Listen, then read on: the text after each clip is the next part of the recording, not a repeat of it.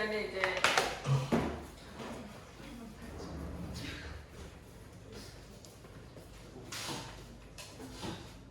생물이 어떤 특성을 갖고 있는가 조금 얘기하면서 세포가 생기는 기원도 살짝 얘기했잖아요. 그래서 원래 오늘이 2차 시로 세포의 기원에 대해서 얘기해 주기로 했는데 요거 하기 전에 그걸 먼저 조금 얘기를 해줄게요. 그러면서 또 요것도 하고, 세포가 원래 이제 지구 원시 상태일 땐 산소가 없었잖아요.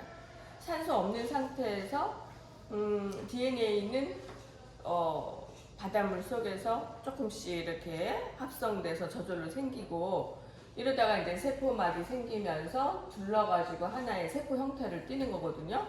자, 그렇게 됐을 때는 이 세포가 산소를 좋아하겠어요? 싫어하겠어요? 싫어요. 싫어하잖아요.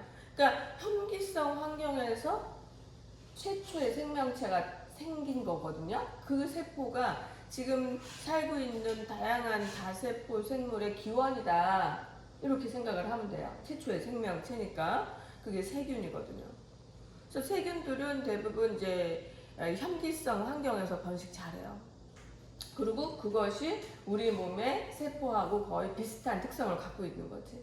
그래서 우리 세포 하나하나의 특성을 알아야 얘네가 건강한 상태를 유지하려면 어떻게 되는지가 답이 나오잖아요.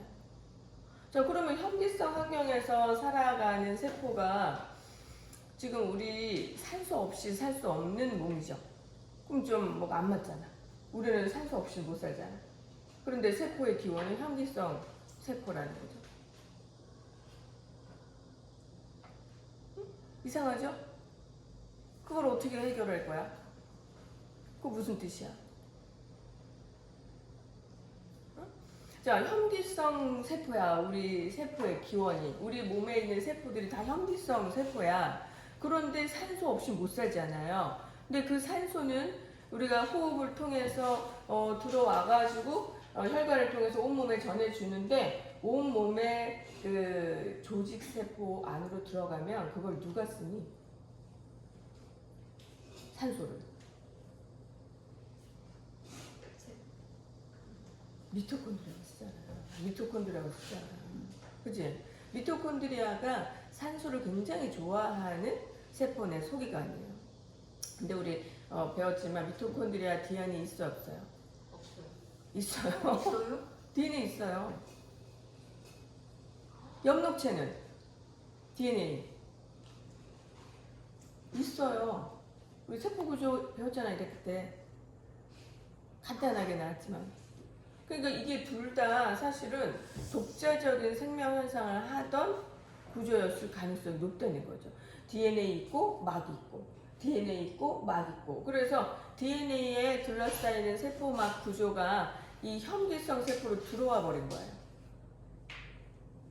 들어와 버린 거야. 그래서 공생을 했다, 이런 세포 내 공생설이라는 가설이 있거든요. 그런데 그게 굉장히 설득력이 있는 게, 우리가 산소를 너무 많이 공급받으면 산화 피해를 받아요. 그래서 항산화제 얘기했잖아요. 우리 효소의 특성 배우면서 카탈레이스 배웠죠? 그게 하는 일이 뭐라고 그랬어? 과산화수소를 분해해서 응. 산소 기체를 만들어내서 날려. H2O2라는 굉장히 독성물질, 과산화수소, 우리 소독약으로도 쓰는 거거든요. 이게 우리 몸에서 만들어질 때 독성이 우리 세포를 파괴하기 때문에 그걸 빨리빨리 제거해주는 효소가 카탈레이스예요. 모든 세포에 다 있어. 감자에도 있다고 그랬잖아요. 그래서 감자, 식물서부터 사람에 이르기까지 모든 살아있는 세포에는 카탈레이스가 있어요. 그 얘기는 산화 피해를 막으려고 하는 어떤 독자적인 여러 가지 그 유전상에 있어서 카탈레이스를 만들 수 있었던 세포들만 살아남은 거죠. 이해가 돼요? 그러니까 산소가 없던 환경에서 만들어진 세포가 그 다음에 이제 산소가 생기면서 그 산소에 적응하는 이런 호기성 세균들하고 경쟁을 해야 되니까 굉장히 살기가 힘들었을 거 아니야. 그런 와중에 이 미토콘드리아 같은 현기성 세균이 들어왔어. 또는 잡아먹었어. 공격했어. 이런 여러 가지 방법으로 세포 안으로 들어왔는데 들어올 때 막으로 쌓여서 들어와요. 그죠? 내 세포가 있는데 얘가 들어오려면 막으로 쌓여갖고 들어오거든요. 그래서 한번 막에 쌓이면서 이중막 구조가 된 거예요. 그래서 DNA를 갖고 있고 이중막 구조다. 미토콘드리아. 그 다음에 엽록체. DNA 가지고 있고 이중막 구조. 굉장히 특이하잖아요. 그리고 얘네들이 근육 속에서는 우리가 근육 운동을 많이 하면 미토콘드리아 수가 늘어나. 그 다음에 식물이 햇빛 많은 데 놔두면 잎이 점점 녹색이 진해져. 엽록체가 많아져요. 그러니까 쟤네들이 증식을 하는 거야. 분열해서. 신기하죠? 그런 구조 속에서 이 세포가 살아나가야 되니까 우리는 움직이고 다세포 생물이면서 우리처럼 막 머리로 생각하고 움직이고 운동하고 다양한 활동을 하면 엄청난 에너지를 쓰는데 이 현기성 세포가 갖고 있는 그 특징 가지고는 유기물을 완전 분해 못 하거든요. 발효 정도밖에 못 하는 거야. 그러니까 이 호기성 세균인 미토콘드리아 얘가 완전 분해해서 굉장히 많은 에너지를 만들어주면 살 수 있는 거죠. 그 에너지를 살 수 있는 거예요. 다양한 활동을 할 수 있는 거죠. 그러니까 서로 좋은 거야. 그래서 살게 된 거예요. 그래서 우리 세포가 살기 위해서 사실은 산소가 차단돼야 돼. 그런데 그러면 움직일 수가 없잖아.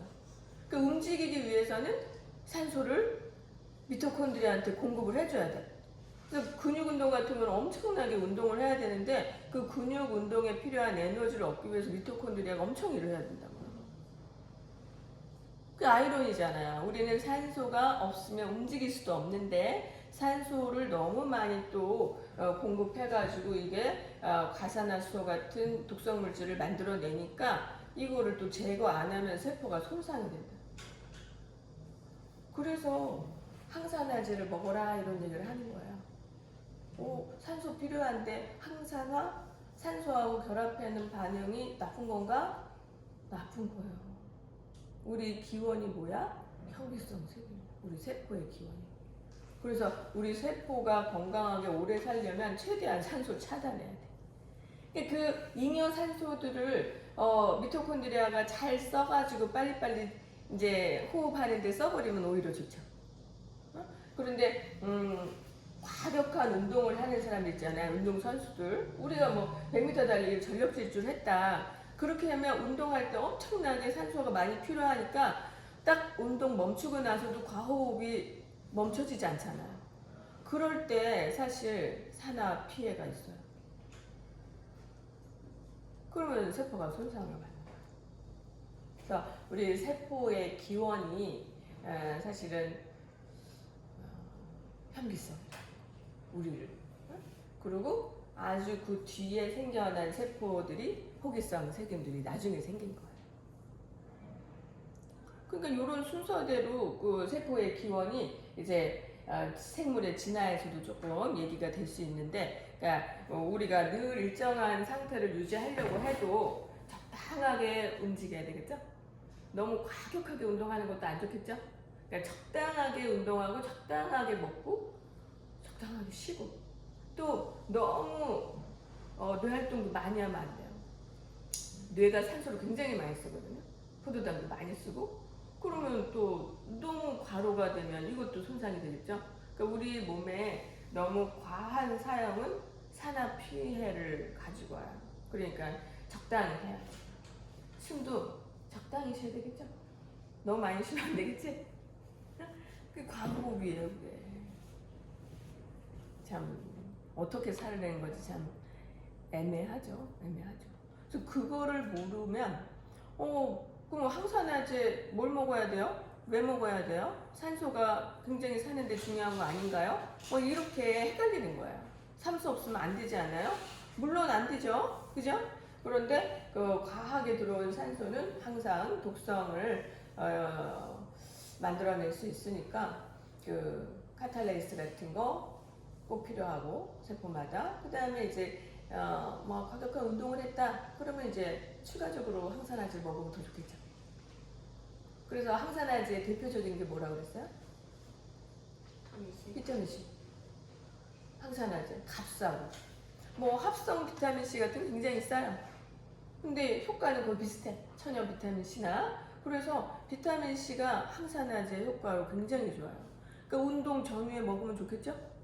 운동 전에 미리 먹어. 과일에도 비타민 C 많잖아요.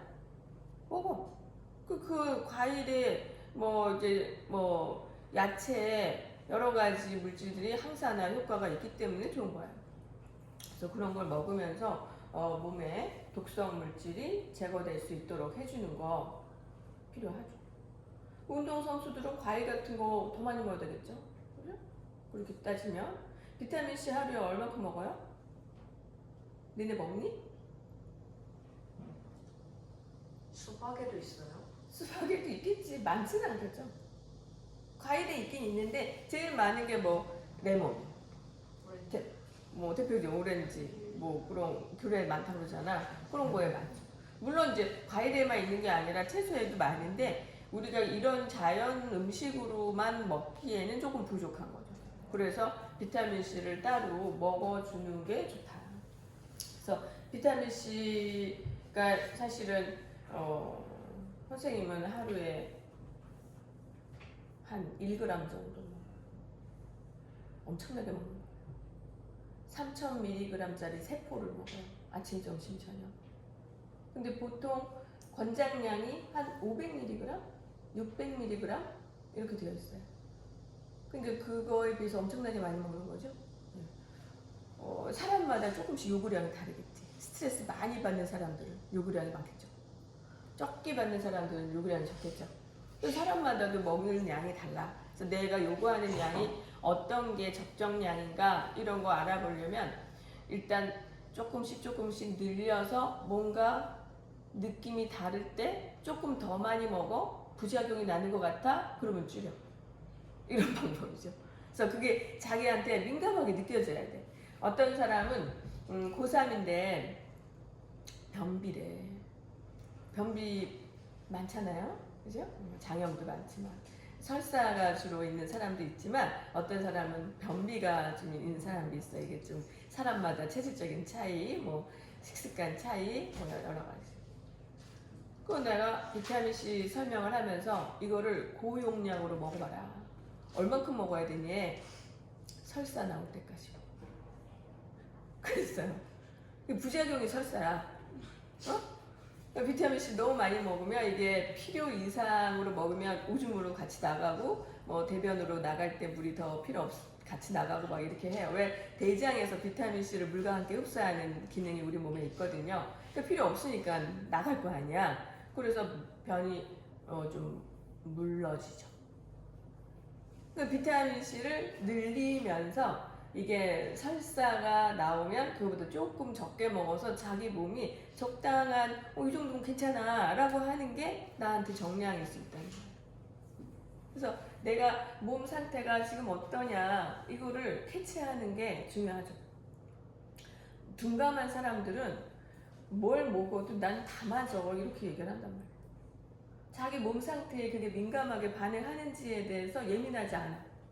그리고 또 예민하지 않으면 좋은 면이기도 하죠. 근데 어떤 사람은 굉장히 예민해서 뭘 잘못 먹으면 금방 탈이 나고 뭘 안 먹으면 또 탈이 나고 이런 사람도 있거든요. 그래서 그런 그 자기의 몸의 상태 이거를 캐치하는 거 굉장히 중요해요.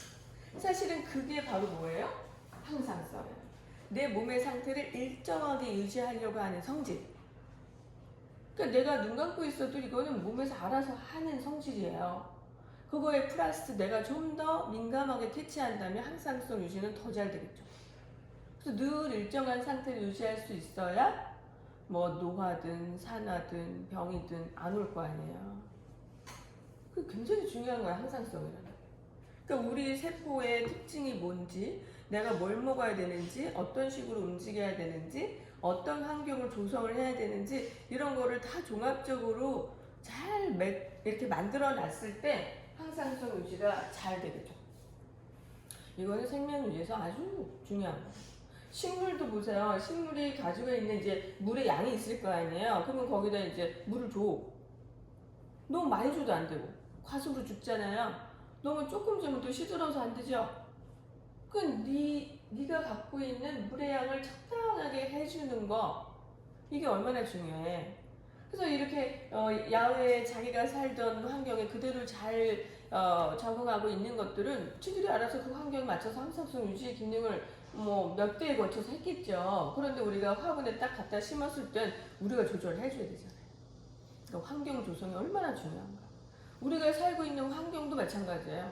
내가 태어날 때 엄마가 케어할 때 얼마나 정성 들여서 이거를 하겠어요? 그런데 이제 그 다음에 점점점 이 아이가 사회에 나가고 직장에 나가고 결혼하고 막 이러는 여러 가지 환경에서 뭐 먹는 거, 움직이는 거, 주변에서 오는 스트레스 이런 것들이 항상성을 무너뜨려요.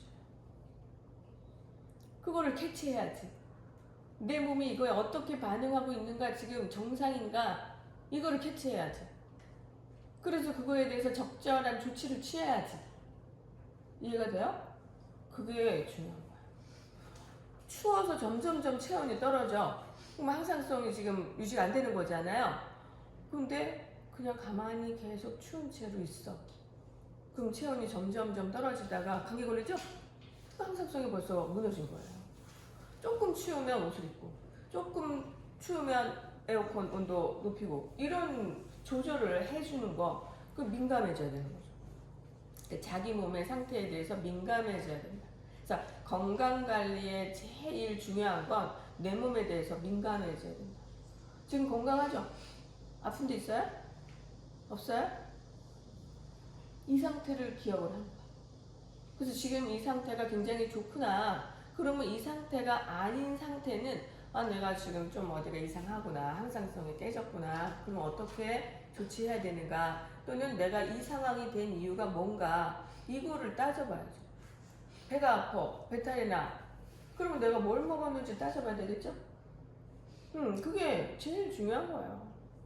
그래서 설사병이 났는데 뭘 먹었는지 따지지도 않고 묻지도 않고 어디로 가? 병원으로 가잖아요. 병원으로 가서 의사가 주사 주고 약 먹고 이러잖아요. 이게 제대로 된 조치가 아니라는 거예요. 내가 제일 잘 알죠. 내가 어젯밤 뭘 먹었는가, 어제 뭘 먹었는가. 그래서 탈이 났겠구나. 또는 배가 너무 차게 뭐 아이스크림을 뭐 해서 차게 했다든지. 그래서 찬 것 때문에 배가 아픈 건지, 먹은 것 때문에 배가 아픈 건지. 또는 스트레스 받아도 막 위경련 일어나는 사람이 있어요. 스트레스 때문에 배가 아픈 건지 자기가 제일 잘 알잖아요. 그런데 무조건 병원에 가. 그리고 같은 약을 먹어요. 대부분 장염이 오면 무슨 약을 먹어? 장염에 먹는 약 대표적인 게 뭐예요? 장염.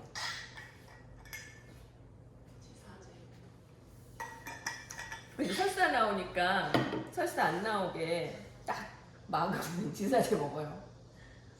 또 지사제만 주진 않을까? 니네 장염 걸린 적 없니? 한 번도 없어? 걸려본 사람? 장염 걸렸을 때 그냥 링겔 맞고 끝냈던 것 같아요. 약은 따로 안 먹고? 그 링거에 들어있겠지, 약이. 뭐가 부르다. 아니죠. 거기에 이제 항생제 같은 걸 같이 투여하겠지. 항생제 먹어요. 그래서 링거를 안 맞을 경우에도 약을 타면 지사제, 항생제 이런 게 들어가거든요. 또 염증이 있다 그러면 소염제 같은 게 들어갈 수도 있어요. 그래서 우리가 약국에 이렇게 약 봉지 받으면 돼 있잖아요. 그거 항상 봐야 돼. 지사제라는 게 뭐냐면 설사가 자꾸 나와서 학교 올 수도 없으니까 일단 막아버리는 거예요. 설사 안 나오게. 그러면 내가 상한 음식을 먹어서 장염이 걸렸을 경우 상한 음식이 들어와서 지금 장에서 막 증식을 하는데 이거를 설사로 자꾸 빼내는 게 우리 몸에서 일어나는 거거든요. 그런데 못 나가게 딱 막아. 그럼 그 안에서 세균 증식이 더 많이 되겠죠? 올바른 치료라고 하기가 어렵잖아요. 그러면 항생제 먹어야지. 항생제 먹어서 그걸 이제 죽여야지. 세균들을. 이런 식으로 우리가 처치를 하는데 사실은 이게 전부 학교 생활, 조직 생활에 우리가 적응하기 위해서 하는 치료일 수도 있는 거야. 학교 와서 앉아있어야 되니까. 설사가 계속 나오면 불편하잖아요. 근데 일단 지사제 먹고. 그 다음에 이거는 치료가 아니니까 세균이 너무 안에서 증식하면 큰일 나니까 항생제 먹고. 그러면 점점점 우리 몸에 좋은 세균도 다 죽는다 그랬죠. 결국은 장염 끝난 다음에 몸의 면역력이 뚝 떨어지죠. 왜? 항생제 많이 먹었죠. 장 속에 있는 유익한 균도 다 죽었잖아. 그동안 요구르트 먹고 해가지고 유산균도 많이 먹었는데 다 죽었잖아. 다 죽어. 그러면 이제 조금만 이상한 음식 먹으면 또 나쁜 세균이 또 증식해. 또 장염이 걸려. 그래서 결국은 본인이 뭐라고 얘기하냐면 선생님 저는 장이 약한가 봐요. 이래요. 그전엔 안 그랬잖아. 그래서 태어날 때부터 장이 약하지 않았을 거 아니야. 그러니까 이 내가 어떤 것 때문에 배가 아프고 장염에 걸렸는가를 잘 생각해 보면 만약에 상한 음식 먹었으면 제일 좋은 치료법은 몸에서 알아서 항상성 유지를 위해서 설사를 하는 거야. 그리고 몸은 이거를 할 수 있는 능력이 있어요. 그래서 물만 먹어도 설사해. 뭐만 먹어도 설사해. 그게 뭐 하는 거야 지금? 치료하는 거야. 장 속에 있는 세균을 씻어내는 거야. 최대한 밖으로 빨리 내보내는 게 좋은 치료잖아요. 그걸 가둬놓는 게 좋은 치료가 아니잖아요. 그러니까 우리 학교를 하러 안 나오고 그냥 변기에 앉아있어. 그게 제일 좋은 치료죠. 몸에서 자연스럽게 그걸 치료를 하고 있는 거야. 물 먹고 설사, 물 먹고 설사, 뭘 먹어도 설사. 안 나올 때까지 해야죠, 사실은. 깨끗이 씻어야죠. 그리고 이제 죽 같은 거부터 조금씩 먹어가지고 뭐 이렇게 다시 처음부터 하는 거예요. 그러면 사실 약 안 먹어도 우리 몸에서 알아서 치료가 되는 거죠. 대부분 염증 반응은 우리 몸에서 하는 면역작용이에요. 세균이 뭐 이렇게 들어와가지고 상처로 세균이 들어왔다. 염증이 일어나죠? 그 세균을 죽이려는 반응이에요. 빨갛게 붓고 이러면서 염증이 일어나요. 세균이 들어와서 막 타고 들어가면 어떡해. 여기서 더 번지면 어떡해. 그거를 막는 게 염증 반응이에요. 그래서 우리 몸은 안다. 지금 내 상태가 어떤지 안다. 그래서 그거를 회복하기 위해서 일을 한다. 이거를 믿어야 돼. 그래서 항상성을 우리가 유지하기 위해서 알아서 하고 있어요. 이거를 방해하지 말아야 돼. 이해가 되죠? 방해하는 것들이 너무 많거든요. 그래서 우리 너무 오늘 피곤해. 미치겠어. 그 이유는 어젯밤에 잠을 안 잔 거야. 그런 거 있잖아요. 근데 거기다 대고 뭐 커피 마시고 막 이렇게 해서 이 조직 생활을 하려고 눈을 부릅뜨고 앉아 있어. 이렇게 되잖아요. 그러니까 내가 몸이 안 좋은 상태가 이 잠이 안 자서 그런 거면 우리 몸에선 저절로 잠이 와요. 너 지금 자야 돼. 너 지금 자야 돼. 이러는데 잠을 안 자려고 커피 마셔. 막 바카스 먹어. 막 이렇게 해가지고 견디고 있는 게 사회생활 하기 위해서 할 수 없이 하는 거죠. 우리가 항상성의 질환이라는. 자기가 진짜 몸 상태가 쉬어야 될지 자야 될지 또는 너무 스트레스를 받아서 뭔가 명상이든 요가든 자연을 보든 해가지고 좀 힐링을 해야 되는 건지 본인이 제일 잘 알아요. 근데 그렇게 조금 도와줘야 우리 몸의 항상성 유지가 가능하다는 거예요. 더울 때 땀을 흘린다든지 추울 때 소름 돋는다든지 뭐 이런 것들은 우리 몸에서 자연적인 항상성 유지의 기능이잖아요. 이런 건 내가 시키지 않아도 하는 거죠. 근데 더울 때 땀을 계속 질질질 흘리고 있으면 좋겠어요? 그럼 어떤 또 항상성이 깨지겠니? 수분이 고갈이 되잖아요. 그러니까 내 몸에서 알아서 항상성 유지를 해. 땀 나겠지. 이러면 안 되는 거야. 어떤 사람의 경우는 땀이 많이 나서 수분이 날아가는 게 더 큰 항상성 무너지는 거일 수도 있어요. 수분이 부족한 사람. 뭐 얘도 그렇고 나도 그렇고 사실 수분이 좀 부족한 그런 사람들 있잖아요. 그런 사람들은 땀 흘리는 게 더 나빠요. 그럼 그럴 때 더우면 어떻게 해야 돼? 물 먹는다고 더위가 없어지나요? 찬물, 얼음 같은 거 먹는 것도 좋죠. 얼음물 먹고, 에어컨 틀고, 샤워하고 해서 최대한 땀을 안 흘리면서 체온을 식히는 방법을 써야 되겠죠? 사람마다 다른 거야. 또 어떤 사람은 땀 흘리는 게 좋은 사람도 있어요. 어떤 사람? 열이 많은 몸에 물이 많은 사람. 보통 열이 많은 사람은 물이 부족해. 뜨거우니까 자꾸 증발, 건조하게 되거든요. 냉한 사람들이 물이 많아. 잘 이게 증발이 안 되는 거야. 그게 사람마다 달라. 그러니까 그게 폐 기운하고도 영향이 있어요. 폐가 뜨거운 사람은 잘 건조. 반대로 폐가 차가운 사람은 잘 건조가 안 돼. 칙칙해. 그러니까 이런 사람들은 더울 때 땀 흘리면 좋겠니 안 좋겠니? 폐가 촉촉한 사람. 좋아요. 당연히 좋겠죠. 그게 우리가 나의 상태를 알면서 항상성 유지를 위해서 내가 해줘야 될 거예요. 막 더울 때 땀 흘리고 운동하는 게 훨씬 좋은 거야. 응? 이 막 뜨거운 때 땡볕에 나가서 운동장 몇 바퀴 돌아. 너무 좋은 거야. 항상성 유지. 잉여 수분을 빼는 방법으로 굉장히 좋은 거죠. 땀을 내는 거. 그래서 내가 냉하고 몸에 수분이 많은 체질이다. 찬물 먹으면 되겠어요? 별로 안 좋잖아. 반대가 되잖아요. 내가 굉장히 열이 많고 수분 부족이다. 얼음물, 찬물 막 이런 거 먹으면 좋겠죠. 이런 차이가 나는 거예요. 그래서 몸에서 아주 기본적인 생명 유지를 위해서 더워서 체온이 올라가면 이것도 생명 유지에 위험하니까. 그래서 그 체온 유지를 하기 위해서 우리는 땀을 흘리게 되어 있는 거예요. 체온이 막 39도, 40도 막 이렇게 올라가다 보면 몸에 효소 작용에 장애가 와요. 효소는 37도씨에서 최적이니까. 근데 이게 너무 올라가면 몸의 모든 기능이 망가지기 시작하죠. 너무 위험하잖아. 그래서 땀을 흘려서라도 이 기와 열을 빼앗아 가게끔 해서 체온을 떨어뜨리는 게 급선무예요. 몸에는 생명에 진짜 중요한 걸 먼저 하거든요. 그래서 땀을 흘리는 거야.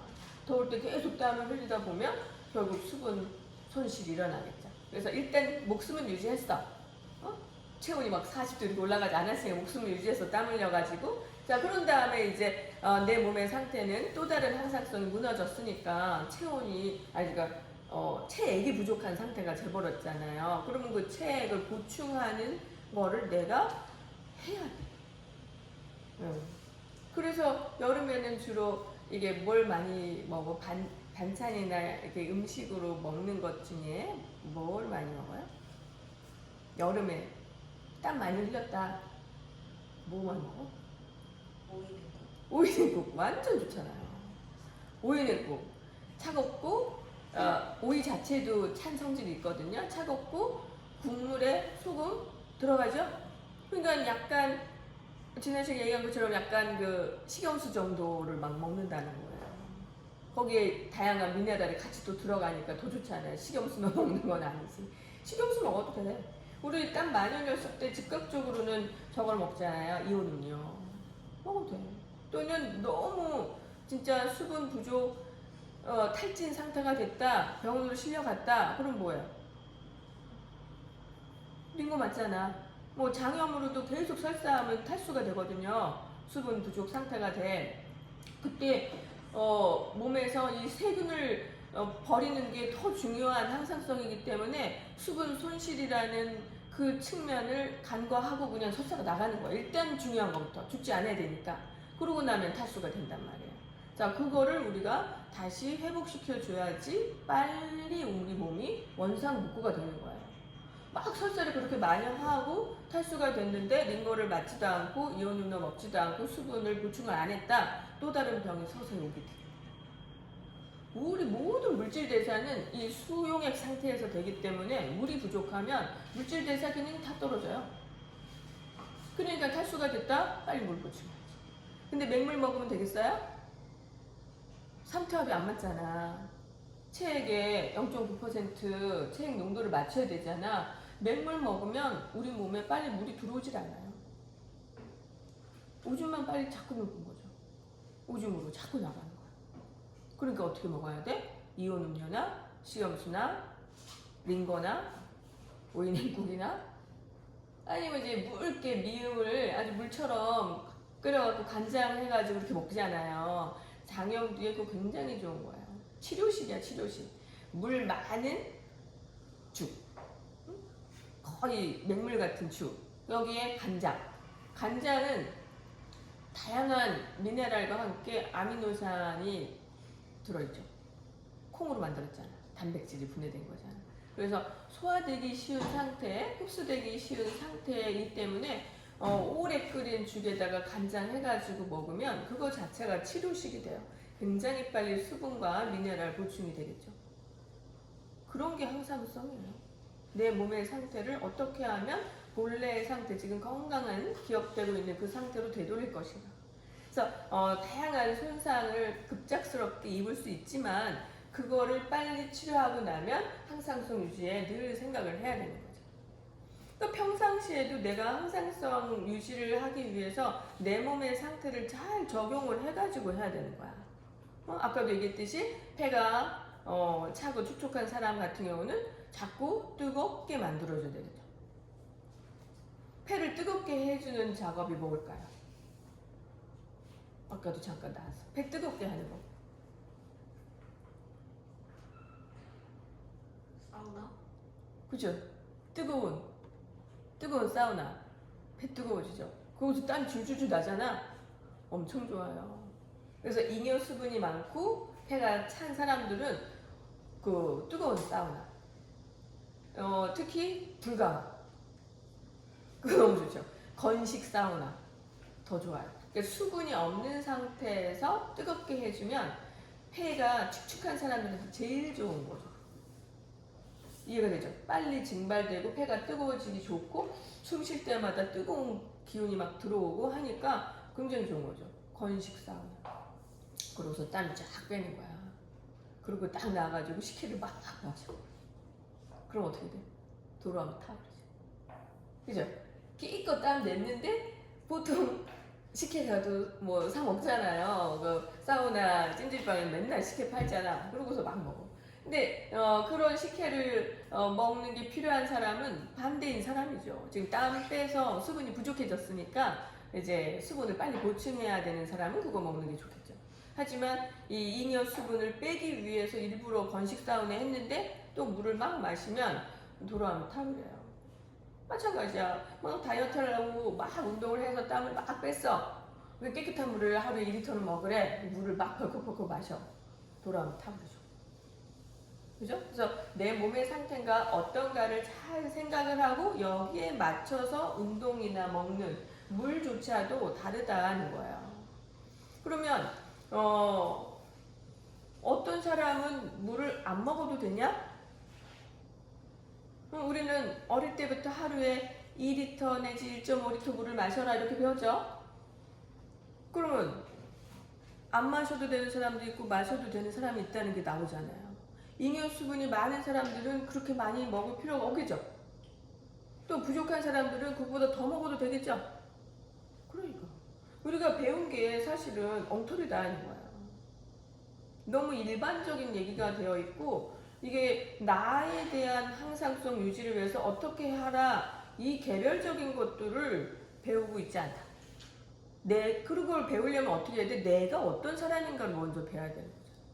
내가 수분 부족인 사람인가, 잉여 수분이 많은 사람인가 이거를 배워야 되겠죠? 그런 차이가 있다는 거를 배우질 않았잖아요.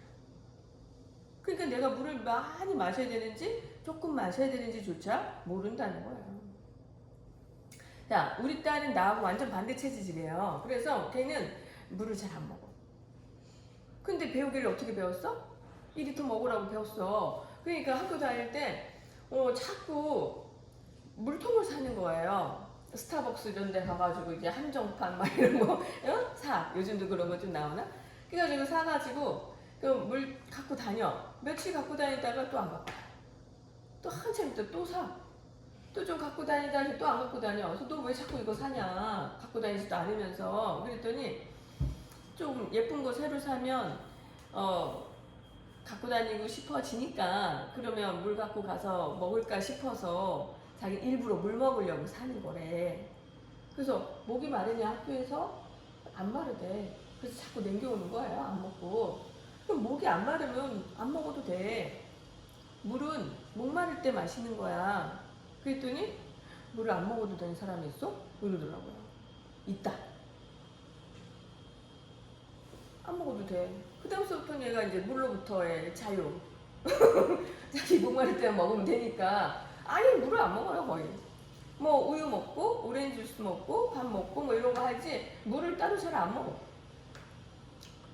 그래서 우리 남편과 똑같은 체질인데 우리 남편은 결혼 전에 엄청 뚱뚱했어.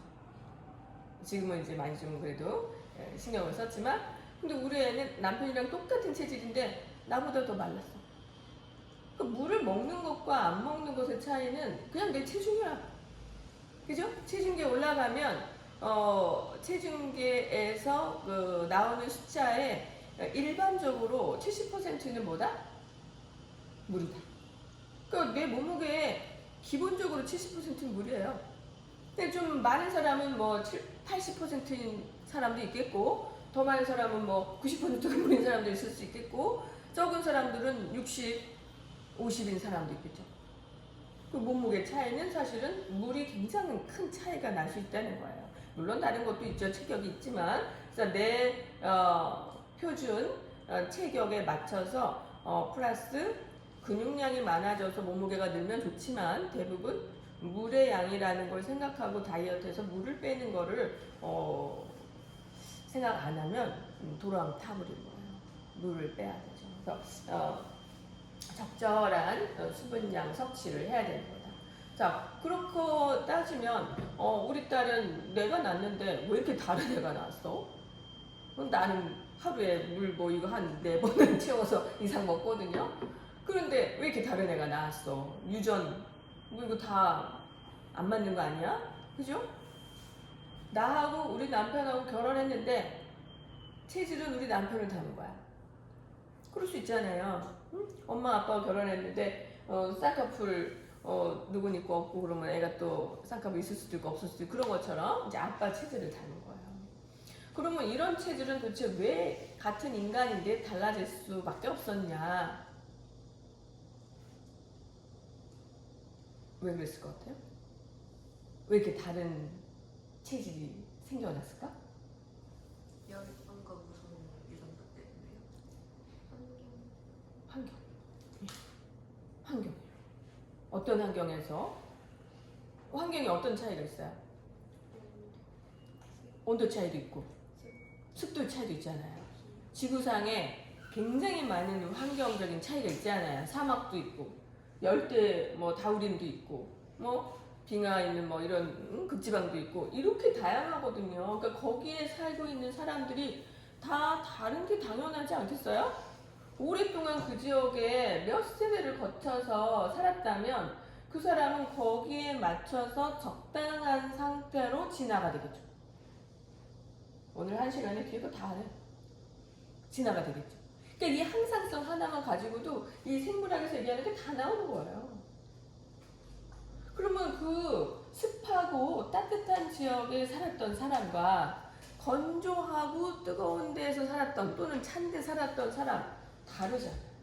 몸의 적응력이 다르고 만약에 거기에 적응하지 못한 사람은 건강하지 못하니까 항상성 유지가 안 되니까 일찍 죽잖아요. 제거되는 거야 그 유전자가. 죽으니까.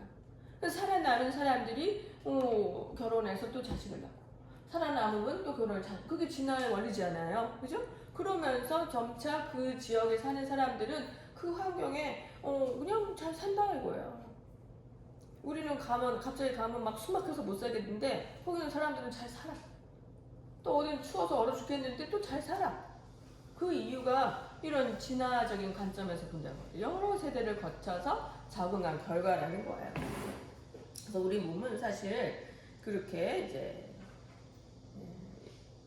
항상성 유지를 하고 있다. 그래서 생식 유전 하면서 엄마를 닮는다라고 하지만 실제로는 그 과정에 환경에 굉장한 영향을 많이 받게 됩니다. 굉장한 영향을. 그래서 그 환경에 맞는 애들은 건강하게 잘 살고 그렇지 않은 애들은 좀 약할 수밖에 없는 거예요. 그거를 잘 캐치하고 내가 그 환경을 좀 조성을 하는 것도 중요하겠죠. 그러니까 우리 남편과 같은 체질은 약간 중국, 내륙 이쪽 체질 가능성이 많아요. 그래서 건조하고 물이 부족한 환경에서 고기나 우유를 먹고 살았다. 말이 되죠? 유목민 같은 거. 소금도 구하기 어려웠다. 싱겁게 먹고 고기 먹고 우유 먹고 물 안 먹고 야채 별로 안 먹고 이런 환경에서 살아남았다는 얘기예요. 자, 그런 사람들은 그렇게 사는 게 좋겠죠? 그렇게 살아도 그냥 건강을 유지할 수 있겠죠?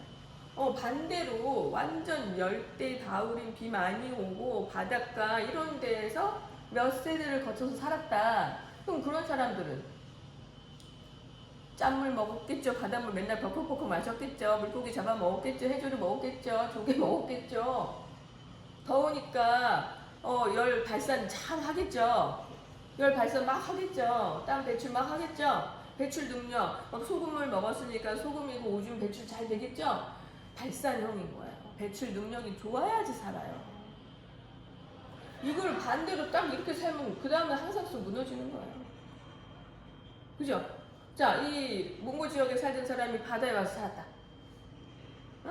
그렇게 결혼해버렸어. 어떻게 보니까 결혼해서 이제 바다 사람과 이 몽고 사람이 결혼했어. 이제 우리 집안 얘기야. 그렇게 결혼한 거야. 자, 그래가지고 자식을 낳는데 우연히 바닷가 체질이면 좋겠죠. 그런데 아니야. 몽고 지역 같은 그 내륙 지역에 아빠를 닮아서 태어났어. 그러면 이 바닷가에서 사는 것이 굉장히 힘들 수 있다는 거예요. 이해가 되죠? 응. 그럼 뭐 이민 가야 돼? 어떻게 해야 돼? 어렵잖아요.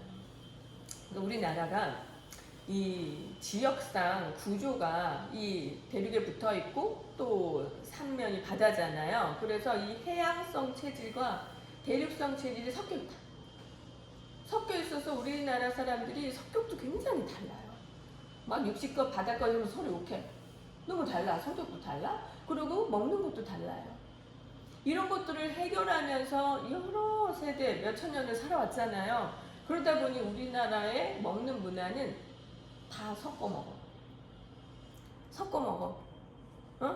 이 사람한테 좋은 거, 나한테 좋은 거 이렇게 섞어가지고 먹으면 죽진 않더라. 그래서 막 비빔밥 막 섞어서 넣어서 찌개 끓이고 그래서 보면 먹는 것들이 전부 극인 것들을 섞는 건 많아요. 극인 걸. 반대의 거를 섞어 먹어요. 그래야 안 죽으니까. 그래서 이제 어떻게든 살아야 되니까. 그런데 더 좋은 방법은 뭐예요? 나는 이것만 먹고 너는 이것만 먹는 게 더 좋은 거죠. 그러면 진짜 건강해질 수 있는 거예요. 그래서 이 육지 사람들은 물은 적게 먹으면서 우유나 요구르트, 치즈, 말린 고기 이런 거 먹으면 진짜 좋은 거예요. 살이 찔 이유가 없죠. 물이 안 들어오는데. 그죠? 말린 육포, 말린 뭐 이런 거 먹으니까. 응? 치즈, 유제품으로 발효된 것들 다 좋고요. 다 좋아. 그런 거 또 그렇다고 뭐 야채를 안 먹어라 이런 건 아니고 그 뒤로도 여러 세대가 바뀌었으니까 주로 야채는 이제 물기 적게 해서 먹는 게 좋죠. 무말랭이 제일 좋아. 다 말려 먹는 거야. 우리나라에도 말려 먹는 문화 있잖아요. 그래서 겨울 되면 먹을 게 귀해지니까 다 말려놨다가 이거 물에 불렸다 다시 볶아가지고 막 기름 해가지고 참기름 해서 이렇게 먹잖아. 이런 것들이 좋죠. 선생님은 딱 싫어. 난 말린 거 다 싫어. 멸치도 말린 거 너무 싫어. 막 불려놓은 게 좋아. 그래서 막 생태, 생으로 먹는 거, 야채도 생으로 먹는 거 좋아요. 그러니까 원래 물기 많이 먹은 그런데 적응이 되어 있고 물기 많이 먹어도 또 배출이 잘 되니까 자꾸 물기를 먹는 거예요. 그래서 물기 많은 음식을 좋아하죠. 그래서 야채를 말리거나 볶거나 이런 거 다 싫어. 그냥 생으로 먹는 걸 제일 좋아해요. 생으로 먹을 때가 양상추 같은 거 얼마나 맛있어. 아삭아삭하고 그냥 물이 그냥 배어들잖아. 왜 자꾸 흔들어? 넌 싫어? 어지러? 머리가 아파? 컨디션이 안 좋아서 그런 거야? 나는 싫다는 줄 알았어. 그러니까 선생님은 빵을 먹을 때도 양상추에다 빵을 싸 먹어요. 응, 그렇게 먹어. 양상추 여러 겹을 앞뒤로 해가지고 가운데 빵 넣어가지고 이렇게 해서 그러면 굉장히 빵에 거친 느낌 없이 촉촉하게 너무 잘 넘어가. 좋은 방법 아니에요? 양상추 여러 겹 해가지고 위아래로 덮고 빵 하나만 넣어도 돼. 그러면 빵 하나 넣고 치즈 뭐 토마토 막 이런 거 해가지고 크림치즈 같은 거 좀 빵에다 바르고 잼 바를 때 가지고 탁 해가지고 오늘 아침엔 거기다가 메밀묵을 얇게 썰어서 한 겹 탁 집어넣어가지고 딱 먹었어요.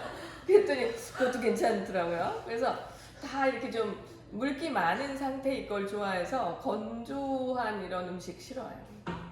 우리 남편하고는 식성이 완전 다르죠. 우리 남편은 그냥 빵 2개에다가 잼만 바르고 뭐 치즈 있으면 있고 어쩔 땐 깻잎 넣어서 먹어. 깻잎이 야채 중에 굉장히 물기가 적은 야채예요. 깻잎 좋아해. 물기가 없잖아요.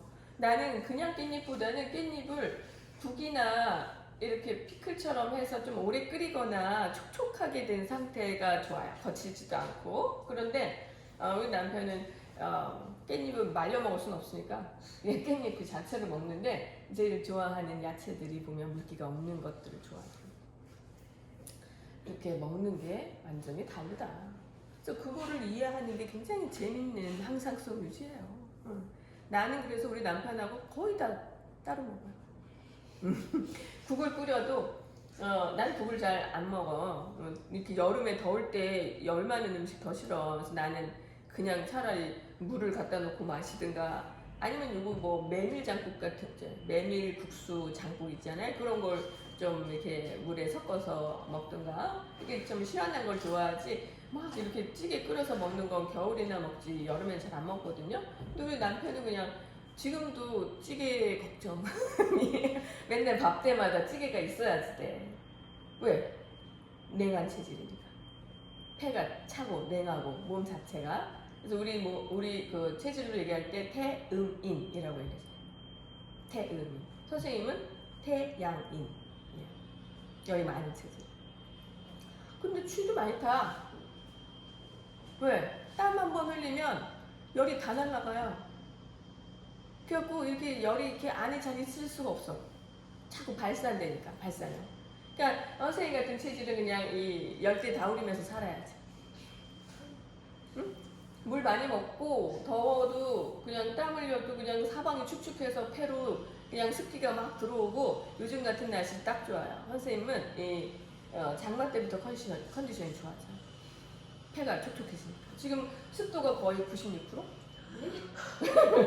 이 정도 되거든요. 선생님은 최하 70%는 돼야 살겠더라고요. 그래서 겨울부터 봄까지는 굉장히 힘들어요. 항상 가습기 2개씩 틀어놓고 막 이러거든요. 근데 이게 완전 다른 거죠. 반대로 습한 사람들은 지금이 고통스럽지.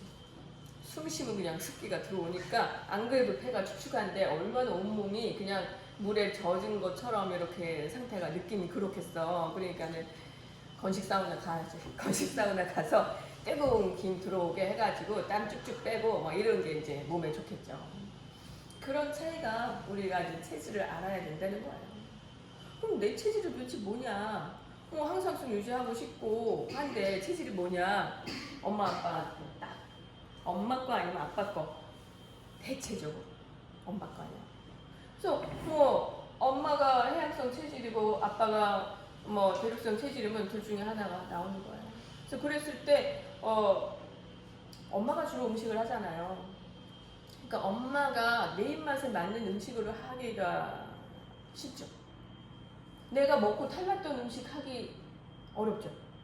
그러니까 자기 입맛에 맞는 장을 보고 이상하게 장 보러 갈 때도 내 입맛에 맞는 것만 자꾸 눈에 들어와. 인간의 본성이 그래요. 자기한테 위험한 음식은 잘 안 사게 돼. 그러니까 그런 걸로 자꾸 하고 먹고 이러면 애가 건강하겠니? 어릴 때부터 자기 체질과 반대의 걸 계속 먹으면 건강하겠냐고요. 나는 몽고 지역에서 막 이런 우유 먹고 고기 먹고 빵이나 뜯어 먹고 이렇게 살아야 되는데 엄마가 맨날 토마토에 막 이렇게 야채 뿌려가지고 맨날 그렇게 간식을 주고 안 좋겠죠? 우리 애가 지금도 엄마는 요리 못한다. 집맛이 안 맞으니까 엄마 요리 못한다 이렇게 얘기를 해요. 그래서 자기가 혼자 따로 사니까 더 건강해졌다. 우리 애가 학교 다닐 때는 생리통이 심했대. 나한테는 잘 얘기를 안 해요. 좀 과묵해, 말을 잘 안 해. 스트레스가 있어도 잘 얘기를 안 하는데 엄마가 하도 호들갑 떨고 이럴까봐 그냥 자기가 묵묵히 해결을 해요.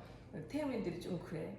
그래서 아마 양호실에 있는 생리통 약을 자기가 다 먹었을 거래. 나중에 그런 얘기를 하더라고. 가슴이 아프잖아. 그런데 혼자 살기 시작하면서 생리통이 별로 없어. 일단 과일을 안 사. 먹기도 싫고 깎기도 싫고. 엄마가 깎아주면 그냥 먹었는데 뭐 내가 굳이 먹으려고 깎기는 싫은 거야. 그래서 뭐 귤이나 조금 겨울에 좀 사 먹고 뭐 이러지 통 과일 잘 안 먹어요. 그 대신 오렌지 주스는 좋아하더라고요. 그럼 건조한 지역에서는 아니고 과일이에요. 캘리포니아 막 이런데 건조 한랭한 지역에서. 그러니까 자기한테 맞는 거를 알아서 먹더라. 그러니까 생리통도 없어지고 좋잖아요. 그래서 자기가 자기의 본성을 지키는 게 굉장히 중요한데 우리 교육은 주입식으로 골고루 먹어라. 골고루 먹어라. 싫어하는 걸 자꾸 먹으려고 그래. 막 섞어서 눈에 안 보이게 갈아서 반죽해가지고 막 이렇게 먹으려고 그래. 그러면서 차츰차츰 입맛이 바뀌어요. 본능을 잃어버려. 그래서 자기 몸에 안 맞는 것도 맛있다고 먹어. 어릴 때부터 자꾸 조금씩 먹어왔으니까 나중에는 그게 이제 길들여져가지고 맛있다고 먹어요. 그래서 굉장히 몸이 안 좋은 상태일 때 병원에 가서 뭘 먹었나 이거를 따져보면 체질에 안 맞는 걸 굉장히 많이 먹은 사람들은 굉장히 많이 아픈 병적인 상태인 그런 경우가 많아요. 반대로 건강한 사람들은 자기 체질이 좋은 걸 많이 먹었죠. 제일 좋은 게 엄마가 자기 체질이랑 똑같은 거. 요리를 주로 엄마가 하니까 엄마가 요리를 해가지고 왔는데 너무 맛있어. 엄마가 해준 건 다 맛있어. 그런 애들은 엄마 체질하고 같은 애들이 많을 거 아니야. 그럼 어릴 때부터 자기한테 맞는 음식을 계속 먹어왔으니까 몸이 점점 건강해지잖아요. 그래서 걔는 체질적인 특징이 많이 없어요. 폐가 원래 차가웠던 애인데 이걸 뜨겁게 하는 음식을 계속 먹은 거야. 그러면 폐 온도가 적당해질 거 아니야. 그래서 체질적인 약함 증세가 잘 안 보여. 쟤는 무슨 체질일지 잘 모르겠어? 그러면 어릴 때부터 자기한테 맞는 음식을 오랫동안 먹어온 경우가 굉장히 많죠. 그래서 엄마하고 체질이 맞으면 참 좋아요. 자, 그러면 남편은 어떻게 되겠어요? 남편은 엄마가 요리하고 남편은 나하고 반대 체질이고 계속 그거를 남편이 먹었다. 남편은 안 건강해서. 한 10년을 일찍 죽겠죠? 수명이 그렇잖아요. 남자들 대부분 여자보다 10년 일찍 죽잖아요. 너무 중요한 문제예요. 그러니까 자기 체질에 맞지 않는 걸 계속 먹으면 여기저기가 아플 수밖에 없잖아요. 항상성이 깨지니까. 그러다 보면 병 얻어서 빨리 죽겠지. 야, 빨리 죽기 싫으면 어떻게 해야 돼? 제가 요리해요. 자기 거 자기가 해서 먹어야지. 자기 입맛에 맞게 자기 음식을 할 수 있는 정도는 돼야 된다는 거예요. 그걸 귀찮아해가지고 그냥 부인이 해주는 거 그냥 먹지 뭐 이렇게 하고 살면 안 된다. 그죠? 또 걔 중에는 남편이 굉장히 고집이 세가지고 이거 해줘. 이거 맛없어. 이런 사람들이 있을 거 아니야. 이거 해줘라. 여름에 뭐 해줘라. 뭐 해줘라. 요거가 많으면 부인이 이제 그 말을 잘 들어가지고 이제 해줘. 니네 뭐가 이렇게 재밌어? 어떻게 살고 있는데? 이거를 부인이 맞춰가지고 남편한테 맞는 음식을 잘 해주잖아요. 그럼 남편은 건강하겠죠? 그럼 부인이 아프겠지. 우리나라 사람들이 굉장히 체질적으로 갈라져 있는데 이런 체질에 대한 공부를 너무 안 하는 거예요. 그러다 보니 한쪽이 먼저 죽거나 한쪽이 너무 건강하게 오래 살거나 뭐 이렇게 되는 거죠. 따로. 그래서 이렇게 빨리 이렇게 먹더니 빨리 죽었다. 그래서 지역마다 이제 섞어 먹는 문화가 생기는 거예요. 그러니까 지금은 더 심하지. 지금은 막 서울에만 몰려가지고 체질적인 특징 없이 막 지역적인 특징 없이 다 섞어 살잖아요. 그러니까 여기에서 막 만나가지고 결혼하고 막 이렇게 해가지고 더 이제 체질을 알기가 어려운 상태가 되죠. 나한테 맞는 환경이 뭔지도 모르겠잖아요. 그렇게 되는 거예요. 옛날에는 그냥 강릉 동해 사람들은 거기서 나서 거기서 먹으면 됐어. 또 여기 뭐 순천만 사람들 거기서 먹으면 됐어. 어? 또 북한에 이제 뭐 거기서 먹으면 됐어. 그럼 그 지역에서 나는 거, 그 지역의 특성에 맞게 적응된 몸으로 거기서 살면 건강하잖아요. 그런데 이게 이제 막 섞이잖아요. 이동도 자꾸 뭐 딴 나라 가서 살기도 하고 막 이러다 보면 먹는 것이 자기한테 안 맞는 거를 먹게 되고 오랫동안 적응되어 있지 않으니까 유전자가 적응하기도 어렵잖아. 그러니까 병이 나기 쉽죠. 우리나라 사람들이 미국에 가서 살면서 먹으면 당뇨, 고혈압이 굉장히 빨리 와요. 그리고 좀 얼굴색이나 몸이 우리나라에서 살 때랑 달라지잖아. 약간 기름기 있어서 보이잖아요. 미국 사람처럼 되잖아. 다 먹는 것이 우리 몸을 만들기 때문에 그래요. 그래서 먹는 게 엄청 중요하다. 자기 체질을 아는 게 굉장히 중요하다. 내가 건강하기 위해서는 나를 알아야 된다. 너무 중요한 얘기죠? 그래서 우리가 적응과 진화라는 개념도 사실은 여기에서 오는 거예요. 같이 맞물려 있다. 사람이 살아나가는데 그 환경하고 맞물려서 거기에 적응이 잘 되는 사람은 살아나고 못하면 일찍 죽고 그러면 그 남은 사람들끼리 결혼해서 또 자식 낳고 그 중에서 뭐 적응 잘하는 애 살아나고 이게 바로 상호작용이잖아요. 환경하고 상호작용하면서 결국 적당한 상태가 오래 살아남고 많은 수를 유지하게 되고 이렇게 되는 거예요. 자, 우리나라는요, 이제 지금 먹는 얘기를 계속 했지만, 먹는 얘기 앞으로도 계속 할 거지만, 우리나라는요, 서울에 많이 모여들어 사는 사람들이 자연을 좋아하는 사람이겠어요? 도심을 좋아하는 사람이겠어요? 당연하잖아요. 도심을 좋아해. 도심을 좋아하는 성격과 자연을 좋아하는 성격이 또 좀 달라요. 그래서 자연에 남아있는 사람들은 서울 싫어. 가면 머리가 복잡해. 공기도 안 좋고 막 고층빌딩 어지러워. 막 이런 사람들은 시골에 살 거 아니야. 돈이 있어도 그냥 시골에 살 거 아니야. 근데 돈이 없어도 꾸역꾸역 서울 오는 사람들도 있잖아요. 그런 사람들은 이 도심이 너무 좋아. 자연 싫어. 농사 싫어. 좀 깨끗한 막 에어컨 나오는 이런 사무실에서 일하고 싶어. 이런 사람들이잖아요. 그래서 이게 또 약간 체질적인 차이가 있어요. 그래서 선생님이 뭐 태양인, 태음인 얘기했지만 소양인들이 이런 도심을 되게 좋아해요. 소양인. 약간 요거는 섞인 체질이긴 한데 이 소양인이 시골 살이를 싫어요. 물론 오랫동안 거기서 살면 또 적응해서 뭐 남편이 좋아하면 남편과 함께 도와주면서 이렇게 살겠지만 소양인들이 서울에 많이 오죠, 도심으로. 그래서 이 식문화가 소양인에 좀 맞게 많은 문화가 있어요. 그래서 이 외식 문화, 소양인이 먹는 거 되게 좋아하거든요. 외식 문화가 이 소양인들이 좋아하는 음식을 굉장히 많이 팔아요. 서울에 제일 많은 게 아마 돼지갈비, 돼지 김치찜, 뭐 돼지고기 되게 많을걸요? 돼지 삼겹살? 뭐 이런 거, 맥주집? 이거 소양인들 음식이거든요. 되게 많아요. 그래서 그 사람들이 좋아하는 것들 문화가 굉장히 많아요. 그러니까 자기가 어디에서 뭘 먹고 사는가, 내가 뭘 좋아하는가 이런 거를 조금 찾아보면 체질을 공부하는 데 도움이 되죠. 그래서 뭐 다음 시간 바로는 아니어도 이제 조금 시간을 가지고 이 체질을 한번 조사를 해보세요. 그러면 이제 여러분들 체질을 알아가는 데 상당히 도움이 되거든요. 그래서 지금 간단하게 4개의 체질로 나눠진 게 사상 체질이거든요. 그래서 그거부터 먼저 조금 조사를 하세요. 그래서 사상 체질 조사해가지고 요거를 내가 밴드를 만들어서 밴드에 이렇게 밴드 이름 뭐라고 할까? 과학 방과후. 과학 방과후? 과학 방과 후? 그러면 니네가 검색해서 들어올 수 있니? 아마요? 응. 과학 방과 후. 띄어쓰기 없이 과학 방과 후. 마음에 안 들지만. 과학 방과 후.